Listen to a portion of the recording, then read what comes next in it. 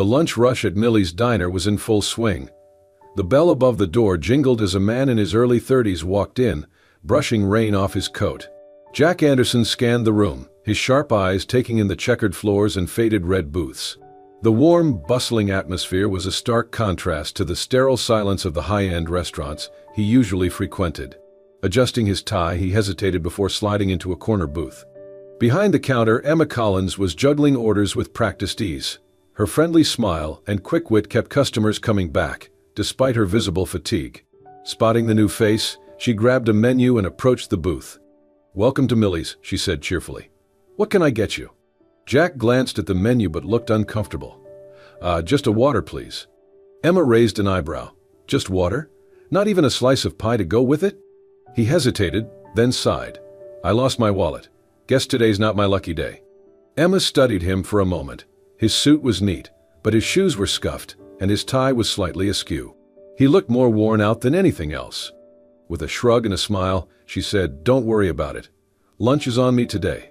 Jack blinked, caught off guard. "You don't have to do that. I can." "Everyone has bad days," she interrupted, waving off his protests. "Besides, it's just a sandwich. The world could use a little more kindness, right?" For a moment, Jack just stared at her. In his world, nothing came without strings attached. Yet here was this waitress, offering him a meal with no expectations. "Well," he said slowly, "thank you. I'll have the turkey club, then." As Emma walked back to place his order, Jack leaned back in his seat, an unfamiliar warmth spreading through him. Minutes later, she returned with his sandwich and a glass of water. "Here you go. Enjoy." "Thanks," he said, glancing at her name tag. "Emma, right?" "That's me," she replied, heading off to the next table. Jack ate slowly, his thoughts drifting. He'd come to this diner on a whim, hoping for a moment of normalcy in a life that often felt anything but. Now he found himself watching Emma as she moved between tables, her smile unwavering despite the demands of the job. When he finished, he stood and approached the counter. Emma was ringing up another customer but turned to him as he approached. "That was great," he said, slipping his hands into his pockets. "I owe you one." Emma smiled. "Just come back when you're having a better day." He chuckled softly. "I might just do that." As he turned to leave, he paused at the door, glancing back at her. She was already wiping down a table, her ponytail swinging as she moved. Something about her was different. "She's different," Jack muttered to himself as he pushed the door open and stepped into the rain. Walking down the street, the hum of the diner faded behind him, but Emma's kindness lingered in his thoughts. For the first time in a long time, Jack felt a flicker of something he hadn't expected, hope. The next day, the bell above the diner door jingled again, and Emma looked up from the counter. There he was, the same man from yesterday, this time without the rain-soaked coat. Jack Anderson walked in with a hesitant smile and slid into the same booth. "Back so soon?" Emma teased as she approached.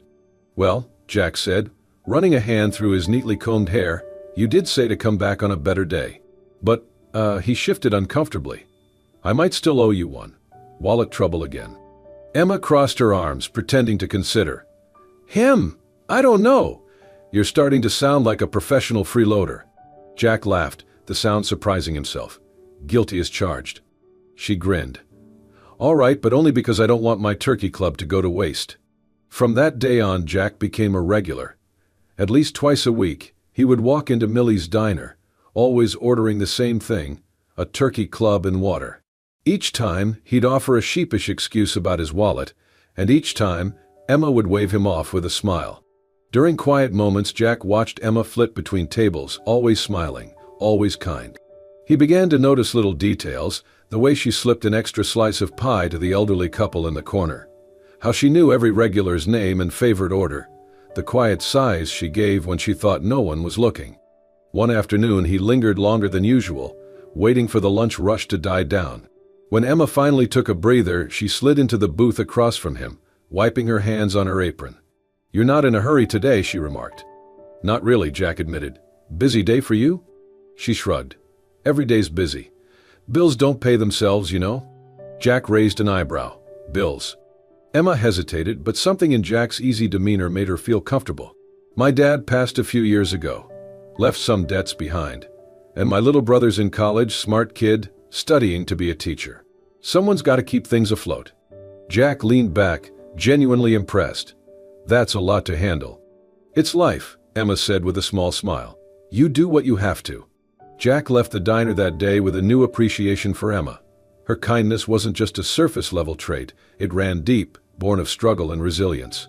He thought of the people in his world, business partners, socialites, acquaintances, all of them consumed by wealth and appearances. Emma's sincerity was like a breath of fresh air. But Jack also felt a pang of guilt.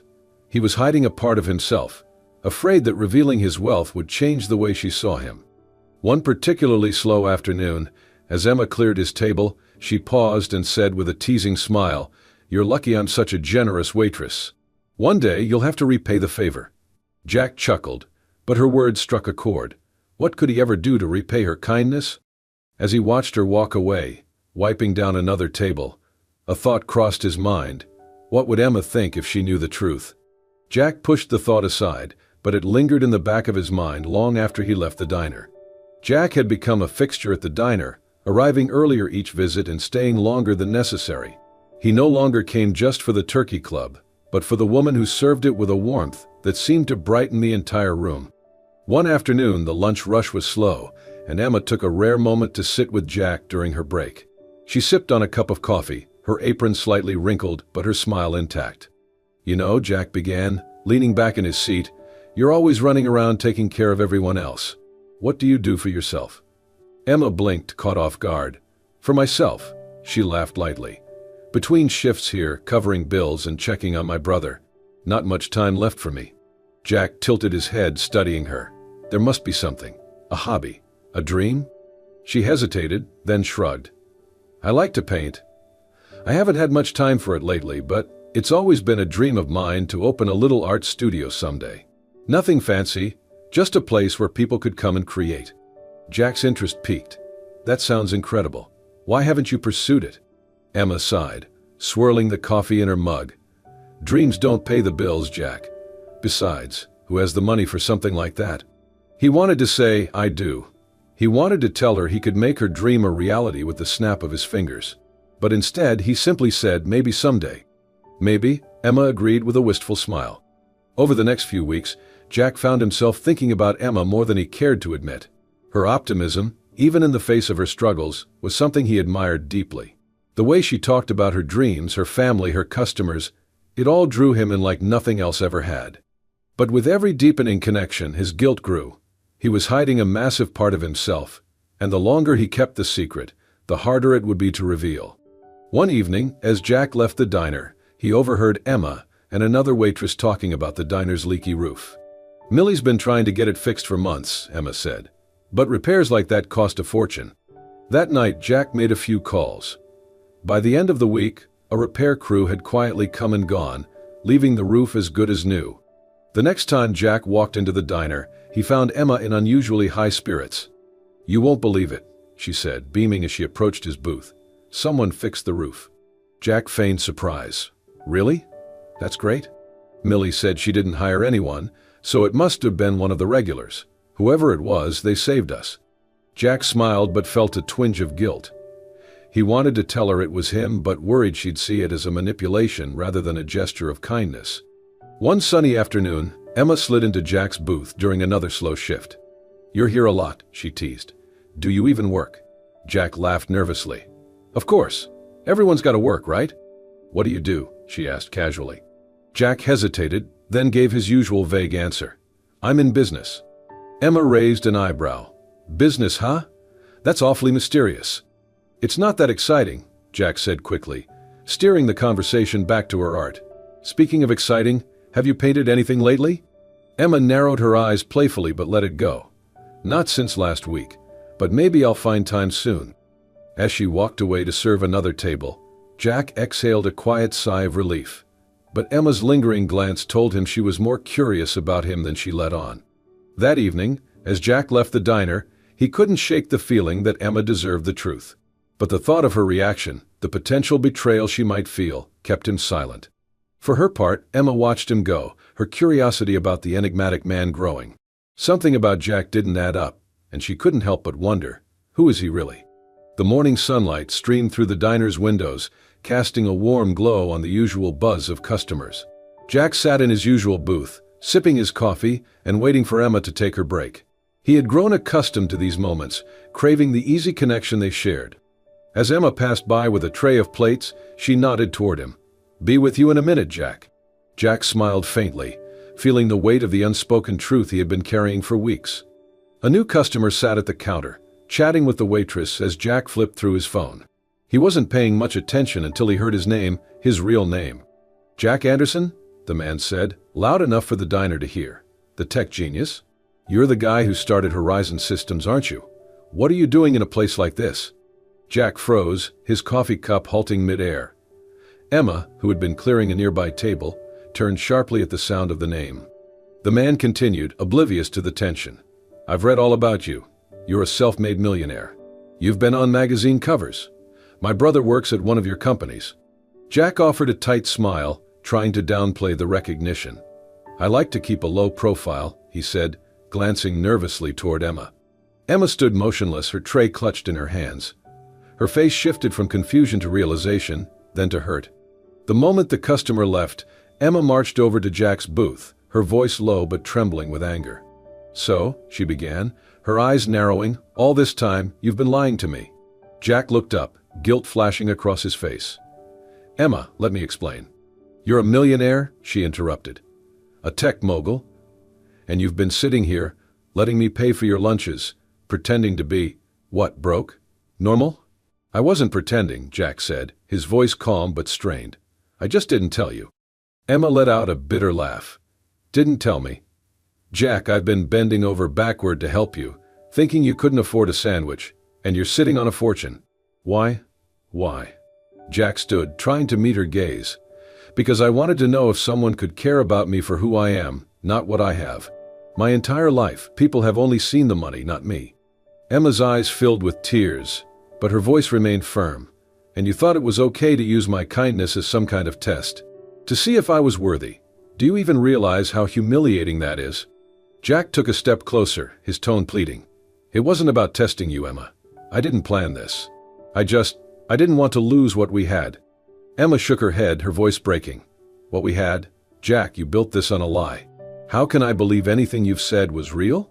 She turned and stormed out of the diner, leaving Jack standing alone, his chest tightening as the bell above the door jingled in her wake. Emma drove home, gripping the steering wheel tightly as tears streamed down her face. She replayed their conversations in her mind, the moments of laughter and connection now tainted by the revelation. Her generosity, her trust, had it all been a game to him? She had poured so much of herself into their friendship, believing Jack was just a regular guy who needed a break. Now, she felt foolish and used. That evening, Emma sat in her tiny apartment, staring at the blank canvas she had planned to paint on. The joy she usually found in her art felt distant, overshadowed by the sting of betrayal. Back in his penthouse, Jack stared out at the city skyline, his reflection in the glass a reminder of the man he didn't want to be. He replayed Emma's words, each one cutting deeper than the last. She was right, he had turned her kindness into a test, even if he hadn't meant to. He thought he could protect himself by hiding the truth, but instead, he had hurt the one person who had seen him as more than his wealth. Jack picked up his phone, hesitating before dialing Emma's number. It rang once, twice, then went to voicemail. "Emma," he said quietly, "please, just let me explain. I'm sorry. I never wanted to hurt you." He hung up, knowing it wasn't enough. Words wouldn't fix this. Days passed, and Emma didn't return his calls. At the diner, her co-workers told him she had taken some time off. Jack sat in his usual booth, staring at the empty seat across from him. The turkey club he'd ordered remained untouched. He had to find a way to make things right. But as the days stretched into nights, a gnawing doubt crept into his mind. What if he'd lost her for good? Jack stared at the piles of papers on his desk, but his mind wasn't on work. Emma's face, her hurt, and her words haunted him. He knew he couldn't leave things the way they were. She had given him something no one else ever had, genuine care, untainted by his wealth. That evening, Jack made a series of calls. First, he contacted a financial advisor to arrange for Emma's late father's debts to be paid off. He didn't want her burdened by something she shouldn't have to carry alone. Next, he reached out to a foundation he'd quietly supported for years, setting up a scholarship for Emma's younger brother. He ensured that the paperwork would reflect the brother's merit and hard work, keeping his own involvement hidden. But it wasn't enough. Jack wanted Emma to know he believed in her dreams, too. He remembered her mentioning painting during one of their diner conversations and how she had brushed it off as impractical. He decided to gather the best art supplies he could find, brushes, canvases, paints, and have them delivered to the diner with a handwritten note. The note read, "Emma, your kindness inspired me in ways I can never repay. Use these to follow your dreams. You deserve every success. A grateful friend." When Emma returned to work a week later, she was greeted by a delivery person holding a large box. Her co-workers crowded around as she opened it, revealing the art supplies inside. "Who sent this?" one of them asked, but there was no name on the package, just the note. Emma read the note twice, her heart pounding. She suspected Jack immediately, but the thought made her emotions swirl. At home, Emma found a letter in her mailbox from the bank, confirming that her family's debts had been cleared. Later that night, her brother called, his voice trembling with excitement as he told her about a scholarship offer he'd just received.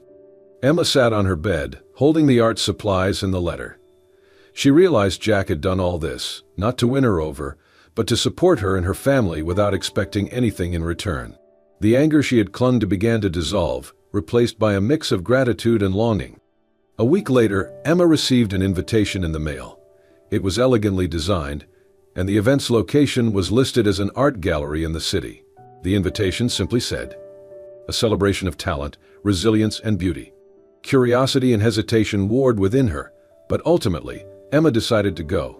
When she arrived at the gallery, she was stunned. The walls were filled with her paintings, work she had sketched and stashed away at the diner, never imagining they would be displayed like this. The room was filled with people from her life, her brother, co-workers, regulars from the diner, and even neighbors she hadn't seen in years. Jack stood at the center of it all, looking nervous but determined. When Emma approached him, Jack's breath caught. She looked both beautiful and guarded, her eyes searching his. "I didn't expect this," Emma said softly, gesturing to the gallery. Jack stepped closer, his voice steady but filled with emotion. "I wanted to show you how extraordinary you are, Emma. You've been so busy giving to everyone else that you've forgotten what you deserve. I see it, and I believe in you." Emma looked around at the paintings, the faces of her loved ones, and finally back at Jack. "I'm sorry for hiding the truth," Jack continued. "I should have trusted you from the start. But everything I feel for you, every moment we've shared, it's all real. Please let me make this right." Emma's voice trembled. "It's not about the money, Jack. It's about trust. You tested me without my consent, and that hurt." Jack nodded. "I know, and I'll spend every day proving to you that I'll never make that mistake again." Emma's lips quirked in a small smile, though her eyes glistened with unshed tears. "You're good at grand gestures, Jack, but earning my trust again won't happen overnight." "I'm not going anywhere," Jack said earnestly. As the gallery buzzed around them, Emma looked up at Jack, her expression softening. "I forgive you," she said, "but don't think this means it's easy. You've got work to do." Jack smiled, relief washing over him. Fair enough. As they stood together, a quiet understanding passed between them. For now, it was enough. The months that followed were a slow, deliberate process of rebuilding trust. Jack didn't push Emma for forgiveness. Instead, he showed her with actions how much he respected and cared for her. Jack made a habit of supporting Emma's dream in subtle but meaningful ways. He accompanied her to art supply stores, helped scout locations for a potential studio, and even encouraged her to apply for a grant from a local art council. Emma, initially hesitant, began to let her guard down. Jack's humility and patience won her over bit by bit, and she started to see the sincerity behind his actions. One evening, as they painted together in Emma's makeshift home studio, she turned to him with a smile. "You're not bad at this," she teased, pointing to his clumsy brushstrokes. Jack laughed. "If this doesn't work out, maybe you can hire me as your assistant." Emma's smile softened. "I think we make a pretty good team." Months later, after countless hours of preparation, Emma's dream finally came to life. The art studio, a warm and inviting space filled with vibrant colors and natural light, opened its doors to the community. Jack stood by Emma's side as she greeted guests, her joy contagious. The event was a celebration of her talent and resilience, with friends, family, and even diner regulars coming to support her. As the evening wound down and the last guest began to leave, Jack asked Emma to stay behind for a moment. "What's this about?" she asked, curious but amused. Jack took her hand, guiding her to the center of the studio where one of her paintings hung. In front of it was a small table with a custom-painted wooden box. Jack picked up the box, his expression earnest and filled with emotion. "Emma," he began, "when I met you, I was lost in a world that felt shallow and meaningless. You showed me a kindness I didn't deserve and a love I never thought I'd find." He opened the box to reveal a simple yet elegant ring. The lid was painted with one of Emma's designs, a sunrise over a quiet lake, symbolizing new beginnings. "You've given me more than I ever thought possible," Jack continued. "Will you let me spend the rest of my life showing you how much I love you?" Tears welled in Emma's eyes as she nodded, a smile breaking across her face. "Yes, but this time lunch is on me forever." Their wedding was held a few months later in the art studio that had become a symbol of their journey. The room was filled with laughter, love, and a blend of simplicity and elegance that reflected both Emma's humility and Jack's devotion. The diner staff sat alongside Jack's high-profile business associates, a testament to the unique way their worlds had blended. As Emma and Jack shared their first dance, the soft glow of the studio lights casting a warm hue around them, Emma leaned close and whispered, "You taught me that true wealth isn't in money, it's in kindness and love." Jack smiled, his voice low and full of affection. "And you showed me what it means to truly be seen." As the music played, Jack spun Emma gently, their laughter filling the room. Around them, the people who mattered most celebrated not just their love story, but the lessons it carried, that true connection transcends wealth, and that kindness can change lives. The sunrise over the lake, hanging prominently in the studio. Below it was a small plaque that read, "Inspire and be inspired, dedicated to the power of kindness." Thank you for joining us on this heartfelt journey of love, kindness, and second chances. Emma and Jack's story reminds us that true wealth isn't measured in dollars, but in the connections we make and the kindness we show to others. If this story touched your heart, please don't forget to like this video, share it with your friends, and subscribe to our channel, Soul-Stirring Stories, for more inspiring tales that will warm your soul and brighten your day. Turn on the notification bell so you never miss another story that reminds you of the power of love, compassion, and the beauty of human connection. Thank you for watching, and we'll see you in the next story.